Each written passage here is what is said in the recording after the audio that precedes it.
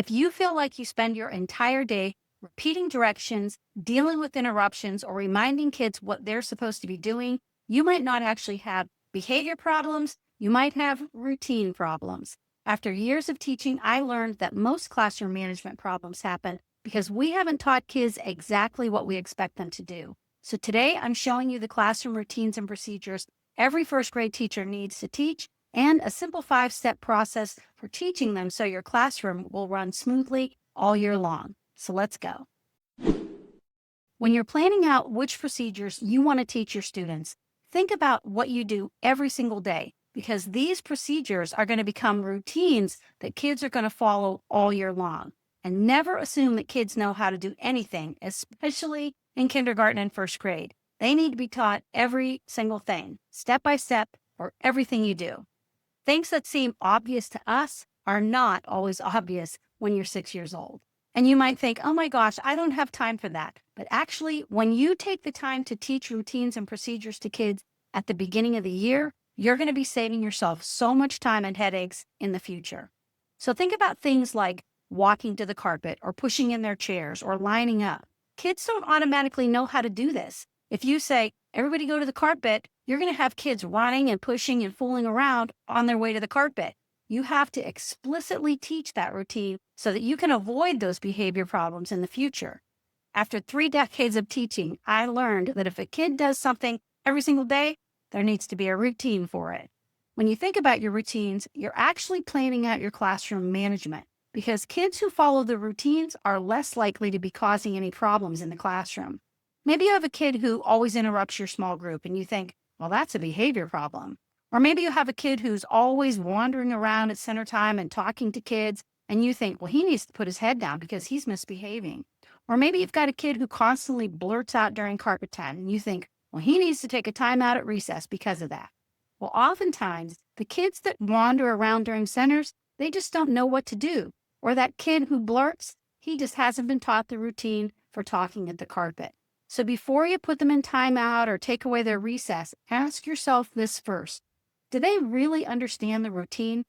I talked about some of these routines in my episode on literacy centers. If students don't know what to do when they get stuck during center time, they're going to interrupt your small group.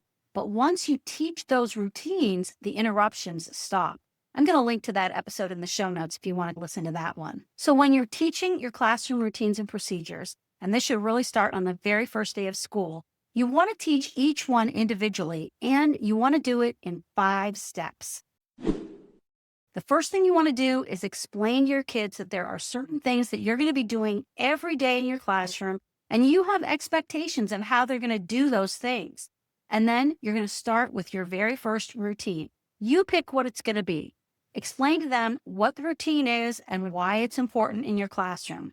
I like to use slides to give kids a visual of what I was talking about, and we'd go over the routine. So for instance, this routine is what to do if an announcement comes on over the loudspeaker.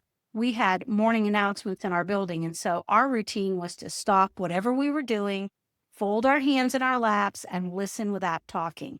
The kids knew that anytime an announcement came on, any time of the day, that was the routine. It probably wouldn't be the very first routine I teach. It's just an example, but well, I'm curious actually, because every teacher does it differently. What's the first routine you teach? Let me know in the comments. All right, so after explaining the routine to your kids, and for this example, let's just use morning announcements. The next step is to model it. And that means you actually do it. Sit down in the seat and pretend that you're doing something like coloring or something, and then stop. Fold your hands in your lap and listen quietly. Show them how you've got nothing in your hands, you aren't talking or playing at your seat. When you explicitly model like this, the kids see it, and then they know exactly what you expect them to do. Remember, kids learn better when they hear it, see it, and actually practice it. All right, step 3 is to have your kids practice the routine themselves. Let's pretend we're doing the morning announcements routine. Tell them to go ahead and color or whatever you want to let them do at their table for a couple of minutes. And then pretend you're the announcements and say, boys and girls, it's time for our morning announcements. And then this is their cue to stop what they're doing, fold their hands, and listen. Actually having every single child practice the routine, that's the key. When they do it themselves, they begin to understand exactly what you want and they're more likely to do it in the future. Now, the next step is where most teachers make their biggest mistake, because this is the part that most people skip. And that part is telling your students the routine once and never repeating it. That's where most teachers fail. They think, well, I told them once they should know what to do, but they're little kids and they forget. They aren't really thinking about morning announcements when they're in the middle of a fun game with a friend. And so when those announcements come on the next day, they just completely ignore them and they just keep playing the game. And they aren't being bad, they just haven't had enough practice.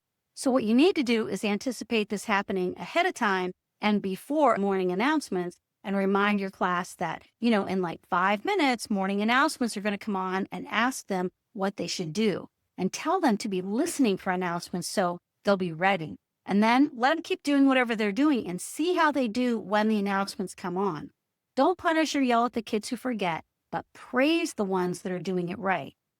Something like, oh, I like how Susie's sitting quietly with her hands folded. Stuff like that, because then the others are going to notice and they're going to follow suit. With a morning routine like this, you might have to remind them for a couple of weeks before it actually becomes a habit. And so finally, for step number 5, as the weeks go on, if you find that some kids are constantly forgetting, you've got to review it again with your class. And you can show your slide again, or you can give them a little writing activity about it. I used to use these worksheets that had our routines on them. And if I felt that the kids needed a review or something, this might be waiting at their desks for them, during their morning work one day. And that's actually why I created my routine slides, because I wanted a simple way to introduce the routine, give the kids a visual, and then I could have something I could pull back out anytime we needed, a quick review. I'll put the links to those down below. So now let's talk about exactly which routines that you should be teaching. And I mean, there's a lot, so don't think you need to teach them all at once. And if you're thinking to yourself, well, there's no way that I'm going to remember all these routines, don't worry, because I put together a free checklist that has all the routines and procedures that you're going to want to teach at the beginning of the year, and you can grab that down in the description. So you're going to spread out the routines the first few weeks of school, and then you're going to review them as needed after long breaks. So morning routines would include things like what they do first thing, unpacking, attendance, lunch count, morning work, stuff like that. And then you're going to have your daily routines, and those are things like transitioning to the carpet, asking questions, lining up, how to sit at the carpet, where to get supplies. And then you're going to have your middle of the day routines like going to lunch, walking down the hall, your recess expectations, and going to specials. And then finally, you'll have your end of the day routines, stuff like packing up, snack, cleaning up, and dismissal. So I really think that one of the biggest mistakes teachers make in classroom management is just not teaching routines, or simply teaching it once and thinking that's enough. If you really want these routines to stick, you need to begin on the first day of school. And then you're going to teach them throughout those first couple of weeks. Then review them as needed if you have like long weekends, and definitely after a long winter break or something. And really, anytime things start to fall apart, review those procedures. It's never too late in the year to review a routine. If they aren't doing it right, practice and try again. So now that you know the routines that you need to teach, the next question is, which ones are the most important to teach on that very first day of school? Because you definitely don't want to try and teach them all.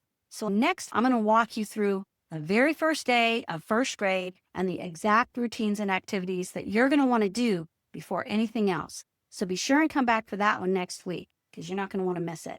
All right, until next time, remember to make learning feel like play, and I'll talk to you soon.